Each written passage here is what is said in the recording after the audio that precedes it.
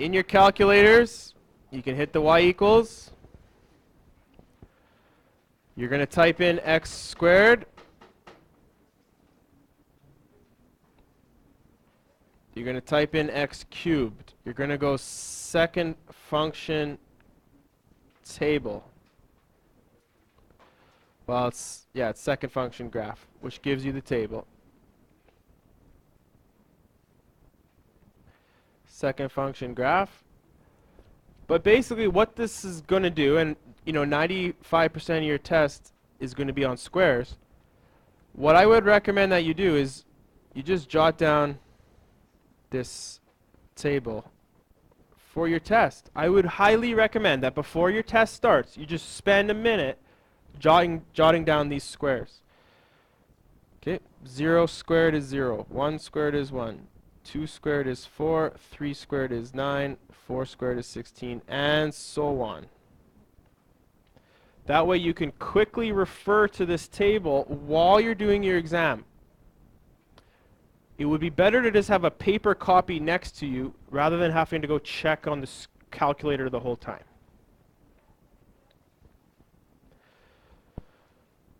So you're going to get tested on entire radicals being converted to mixed radicals for the most part.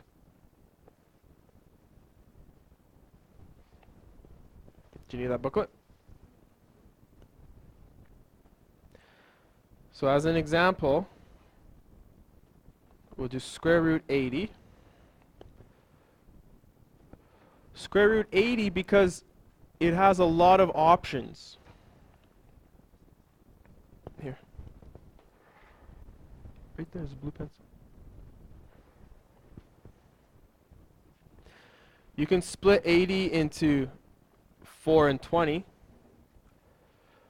but I wouldn't choose that one. Because what's the problem with 20? What's also inside 20? An extra square root 4. So you would have to put those two together.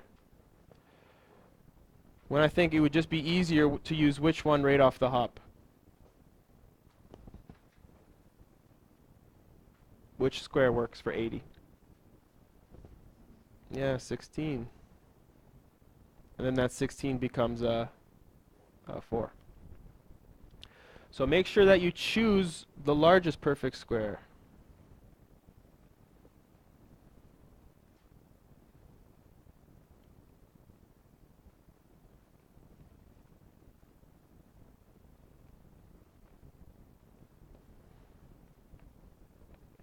Okay, so most of the test will be on squares. However, there will be an occasional question on cubes. Yeah, 1. Yeah.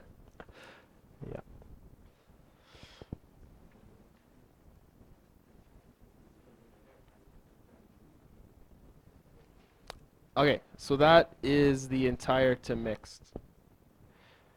Now you'll also be asked to go like mixed to entire. So let's try one. Mixed to entire.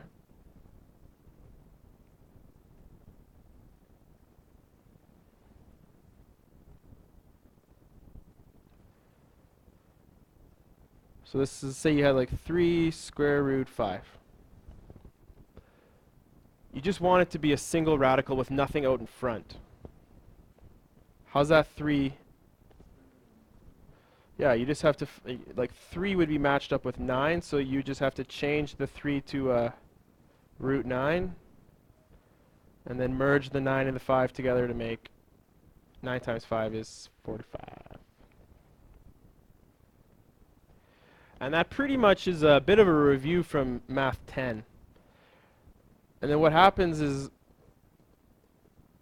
it'll change in terms of difficulty in the Math 20. Because you're going to have to do all the operations. So adding and subtracting.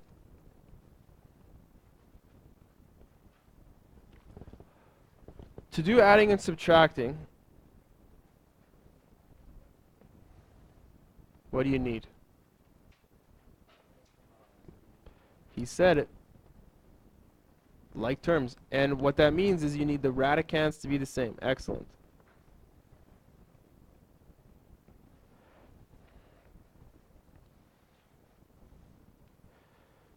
Now for timesing and dividing,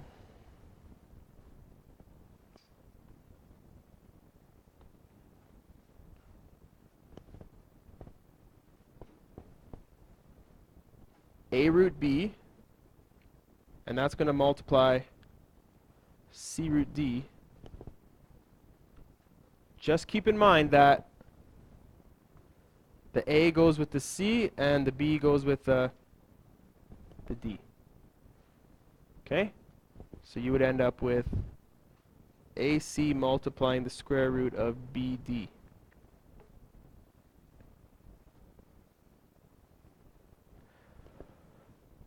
And there's a bunch of examples we'll do in the package here that will show you how to do these as well.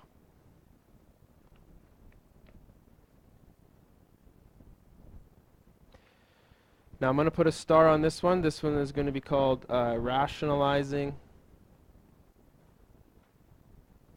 the denominator. So make sure you know how to do that. The other one is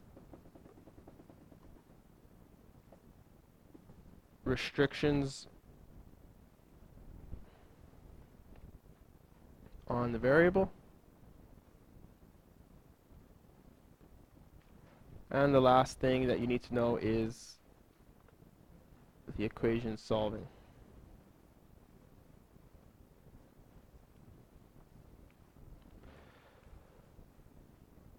And that pretty much is the entire unit.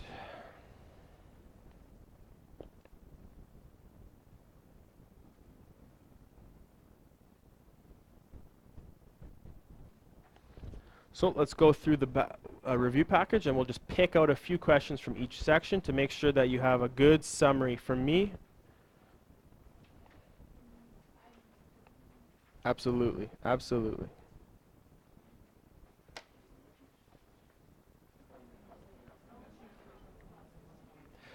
All right. I don't want to do the first few for you because I want you guys to be able to practice these. There's not too many I gave you. Plus, it's going to show up on the next page as well. So at the bottom part of the first page, let's just do one together. I'll let you guys do the first few on your own. So that one, and that one I'll let you do on your own. Okay, so for the bottom part of the page, let's do B together. I just want you to think about this as like no different than 15x take away 3x take away 8x. And then you can just go in your calculator, and if they're harder numbers, this one's a pretty easy one, but if you had harder numbers, just use the coefficients in your calculator, 15 take away 3 take away 8, and look at the coefficient. You get 4. But, you know, in this case, it would have been 4 times the square root of 3. That's the same idea.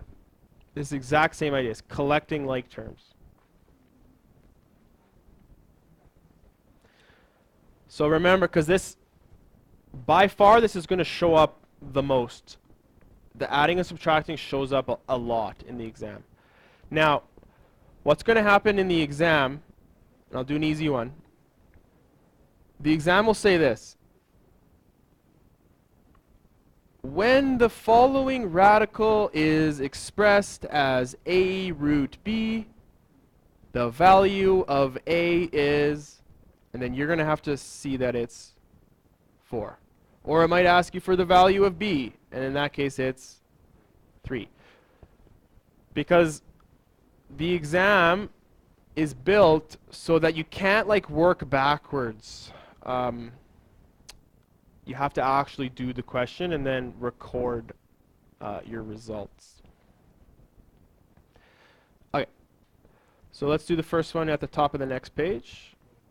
We're going to simplify and explain each step. So for square root 12, I look on my chart that I've made on the beginning of my exam. I make this beautiful chart with all the perfect squares. and I look for a number that's on that chart that divides 12. Clearly it's 4 and 3. You've seen this one a few times. Now we still have to plus a 2 root 27. The 27, if you look on your chart, it would become a 9 and a 3. And then you simplify the perfect squares. So you get 2 root 3 plus 2 times 3 root 3. Altogether it's 2 root 3 plus 6 root 3. And you get the 8 root 3. So in terms of explaining each step, the first step would be to factor into the perfect squares. Then simplify. And then collect like terms. Final answer. So for example, if this was a numeric response, and it said, okay, the final answer is in the format A root B, and then it says record A, then B in that order. In the numeric response, you would just go like this. 8, 3. That's it.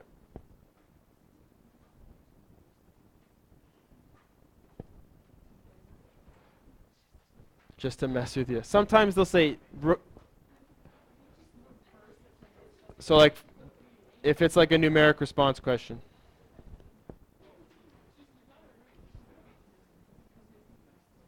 Yeah. Or maybe they might ask you to record A plus B, and then you have to add them up and you'd record 11. So make sure you're reading the test and saying exactly how you want to respond to the result. Okay?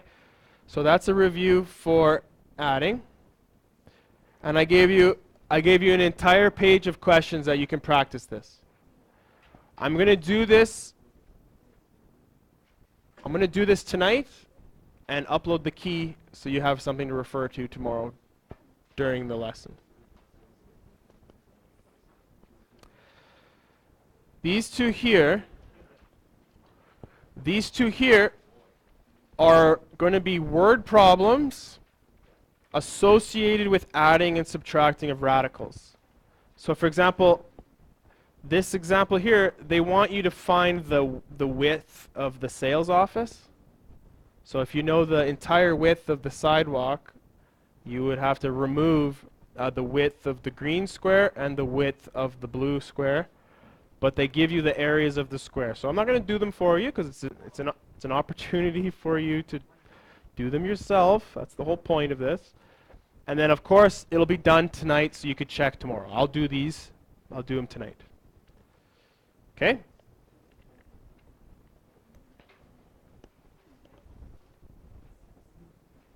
Okay, so now we're into the multiplying and the dividing.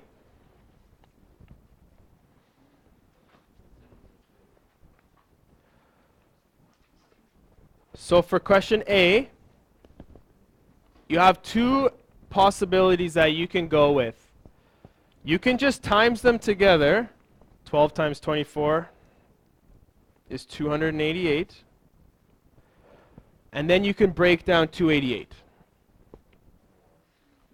Or you can break them down first, which I think I would rather do that. I would rather break them down first. So 12, that'll be a root 4 and a root 3. We've already talked about that one. And then 24 would be a root 4 and a root 6. Good. I was thinking about that one for a sec. So then the root 4 becomes 2. The root 4 becomes 2 again. And the root 6 stays the same. Now what do you put together here? The 2 and the 2 will make 4 on the outside, these guys right here.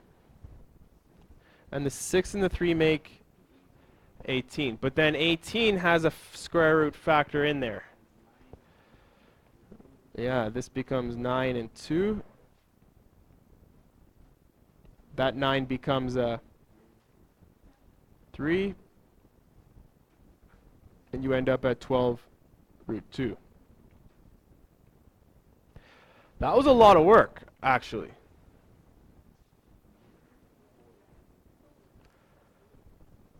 Because if you take a look at 288, that's just 144 times 2, which is 12 root 2.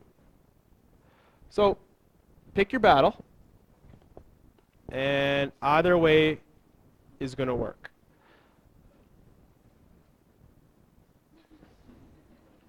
Then you're fighting another battle where you have to not get credits and stuff like that.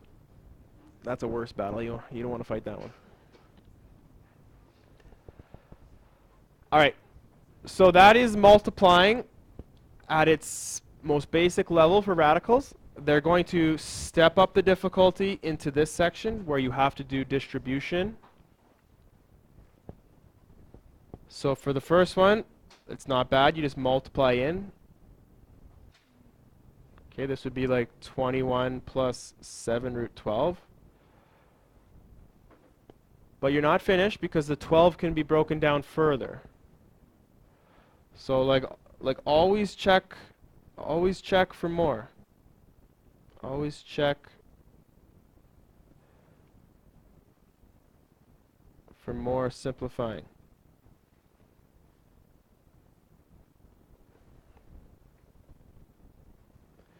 Okay, I'll let you finish that one off on your own. If you scroll down to like question E, you're going to have to make sure that you are expanding properly. That is an example of FOIL, where you have a binomial times a binomial. So you'd have, on the first one, 6 times 5 is 30, plus 6 times root 10, plus 5 root 6, plus root 60. And then you would have to break those down further if you could. I don't know if you can on that one. Yeah, you can. 60 divides by 4, right? Yeah, you can. You can break down the 60. So again, always check for more at the top. Always check for more. Now, before we move on to dividing, take a look at question F. What does that power 2 tell you? So write them twice.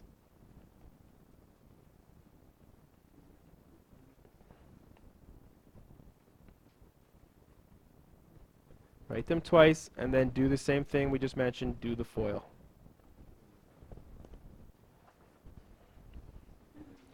Okay, let's go to dividing, because I want to leave all these questions for you guys to do on your own. Okay, rationalizing the denominator.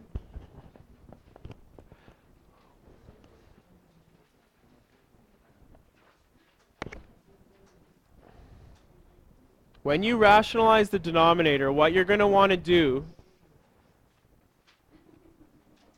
is you're going to want to take advantage of this property here. Guys, when you take the square root of x and multiply by the square root of x, you just get x. So we're going to take advantage of that, and we're going to rationalize denominators. So let's just pick one to do. Let's pick the last one. What you do is a little trickery. Remember this? You multiply the top and the bottom by the same thing. Square root 8 divided by square root 8 is 1. So you're timesing this expression by 1, which changes nothing, which makes it acceptable. But what it allows you to do is to rationalize the denominator, which means there won't be any radical down there anymore. So 72 and 8 are on the top. Remember your fraction operation. It's just the top gets multiplied to the top and the bottom gets multiplied to the bottom. And then we can change root 8 times root 8, which is just 8. And now we can simplify. Help me out with that 72. Don't go to 576 because then you're working with this ridiculously large number. 9 and 8, but is there a better one? Because what's inside 8? Yeah, there's a better one. So 72 is 36 and 2. And then what's root 8? 8's an easy one. What's root 8? Root 4 and root 2. And 2 times 8, of course, is 16. Let's keep going. What's the square root of 36? What's the square root of 4? 2. Okay, so I've taken care of those two. Now, what's root 2 times root 2? Root 4, which is just 2. All over 16. 24 over 16. That reduces to 12 over 8, which is also divide by 3. Don't divide by 2. You get 6 over...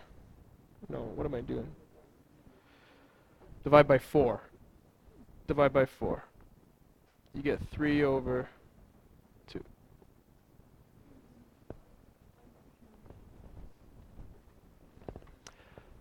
So morally, 36 became 4 became root 2 times root 2 is 2. Then you get 24 over 16, divide them by 2, and then divide them by 3. Pardon me, divide them by 4 at the end. At the end, it's just reducing a fraction. So that's pretty cool. Root 72 over root 8 is just 3/2. Okay, let's just go into some normal dividing. Like, let's try C together. Remember with the multiplying, we just multiply the numbers on the outside and multiply the numbers on the inside? Same with dividing. There's a little 1 here you don't see. So you have negative 3 divided by 1 times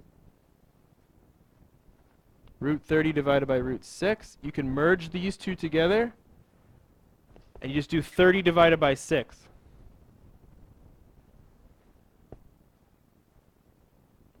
So do 30 divided by 6 separately, and you get 5.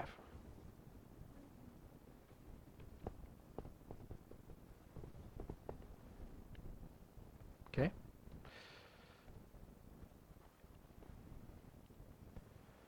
All right. So then you get some more practice for rationalizing the denominator. Negative 3 root 5, done deal, yep. Okay, let's go into the restrictions and the equation solving.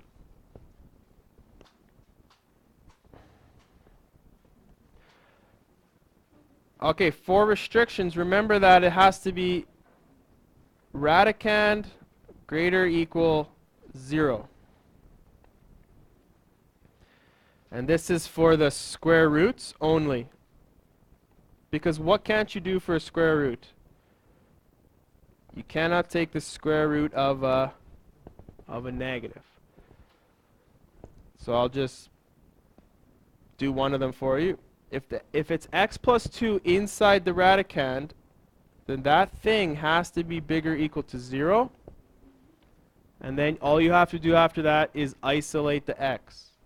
So subtract 2 on both sides, and you get x greater or equal negative 2. That's restrictions. I'm not going to give you one on the last part of the chart. I'm not going to give you a cube for that.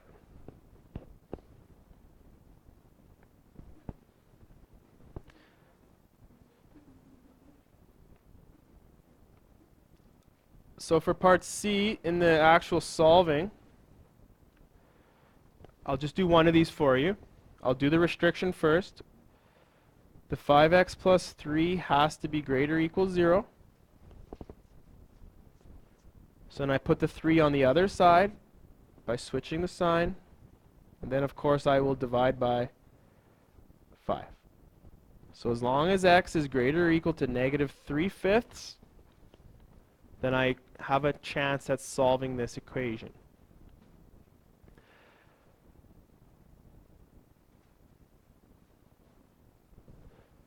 For solving equations, remember that there was 4 steps in your notes. The first step was isolate the radical. Is this radical isolated? There's something in the way. What's in the way of having the radical isolated? So what we can do, because it's 2 times here, what can we do to get rid of it? Divide by 2. So then you have the square root of 5x plus 3 equals 5.5.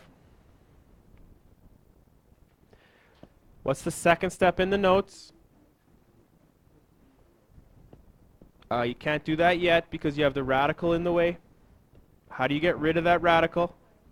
Square both sides.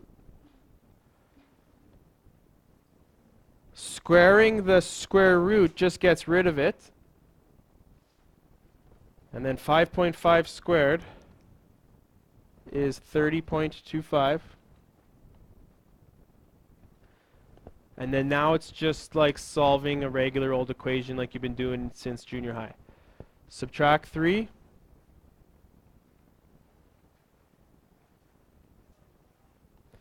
And then divide by 5.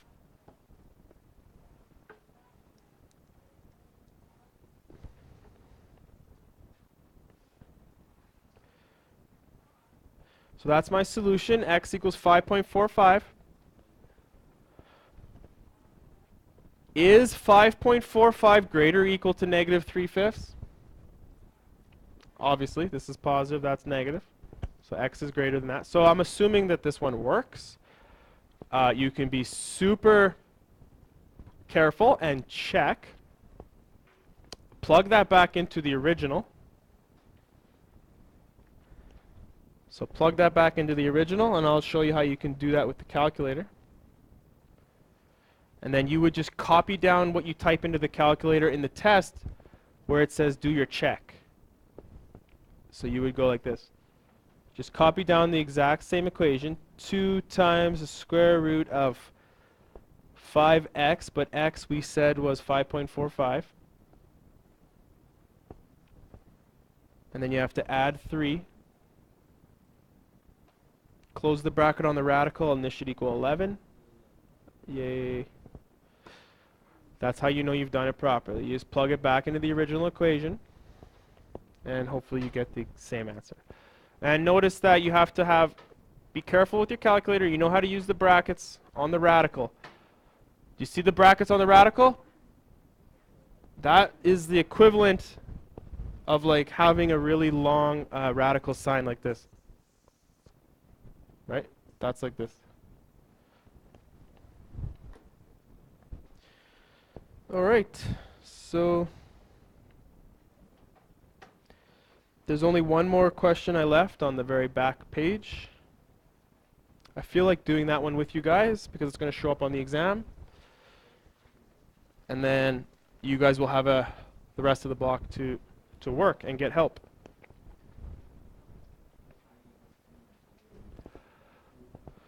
Okay, so this is an equation from physics. It's for the pendulum.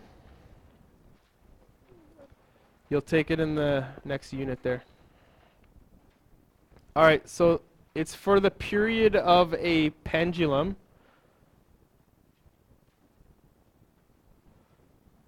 So you have this like fixed point on the ceiling, and then you have a string, and then you have this mass, and then the mass will of course swing back and forth. So the pendulum swings back and forth. And this is a formula that represents the time in seconds for a swing to return to the original position. So if it starts in the middle, gets pulled out here, and then dropped, it would be like, that's one rotation. Back to the original spot. Okay? So T is called the period, and it's based on the length of the string. Think about this for a second. If you had a really tiny string, how long would it take? Doot, doot. Pretty quick, right? But if you had a really long string, it'd be like, it would take longer, right? So the period is dependent upon the L. These questions in a math class, they will always be like this. Given L, find T, or given T, find L. Which one of those is harder to do? Because if you're given the L, you just divide it by 9.8, square root it, and times it by 2 pi. That's easy. So if you're given the L, that's really easy. What do you think I'm going to give you? So what happens when you're given the T? We're going to have to do some math. Yeah, so here you're given 2.5 seconds, so that's the T. So you got to change T to 2.5. Okay, so I'm just going to jot down the formula over here, and we'll do it. 2 pi L over 9.81. And they said that L was, or no, they said that, what, T was 2.5? Okay, thanks. Okay, so we changed T to 2.5.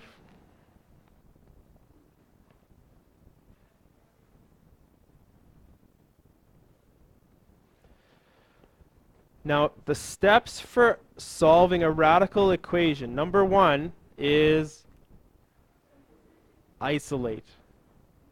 So what should we do with that 2 pi? We got to get rid of it. So how do we send it to the other side?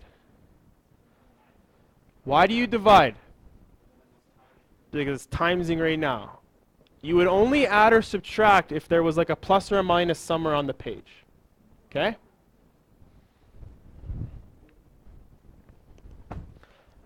So divide out 2 pi. Now, this is where the -2 student infuriates me. Most of you might make this mistake. 2.5, even the -1s do this too though, so I guess all students infuriate me. Let's just put it that way. Yeah, all people infuriate me. You got to use a bracket. You got to use Yeah, because what happens if you don't put it in brackets is it will divide by the 2 and then times the pi. So if you do it the second way, that's incorrect. Even though it looks good, you have to do it the first way. Okay? So I'm just going to back that up. 2.5 divided by 2 pi in a bracket like that. Okay, so it's about 0.4. Back to the lesson. Okay, I'm just going to use about 0.4 is equal to the square root of L over 9.81. Now I've isolated the radical. What's the next step? Got to get rid of that radical. How to do that? Square both sides. Okay, so go back to the calculator. How do you square this? You just hit square. So nice. You just hit the square button, and it's going to take that previous answer and square it. Okay, so I got about 0.16. About 0.16 is equal to L over 9.81. Now you have L that needs to be isolated, but you have a divide on the right. Good, so now it's just cross multiplying. You got to take this 9.81 to the top left by multiplication. Multiply both sides of the equation by 9.81.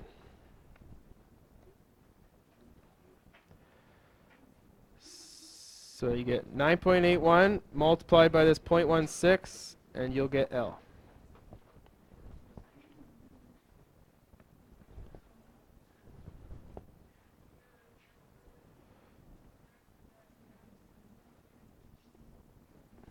Okay, and the length of the string is 1.55.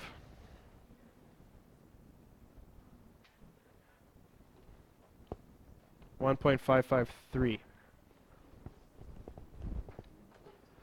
Okay, last thing before I let you be. When you do a word problem like this, you go into the question, you've got your answer, and you look at the unit. It's in centimeters. If this was a written response, you make sure you put your unit. And then you also look at the rounding, nearest centimeter. That means you need a whole number. Okay? But just for our purposes, what if the numeric response wanted nearest tenth? What would you put? Nearest tenth. Good, 1.6. If it was nearest tenth. What if it was nearest hundredth? 1.55, because the 3 would go away. And then the one that they want is the nearest whole number, so you'd go 2.0. Okay, one box is for the decimal point. That's for the nearest whole number. So those are the only options that you'll ever get from us. Okay? Tenth, hundredth, or whole. So actually for a whole, like you don't even need these. You just put 2. Nearest whole. Okay? So you have the rest of the class to work. And if you have any questions, come to my desk.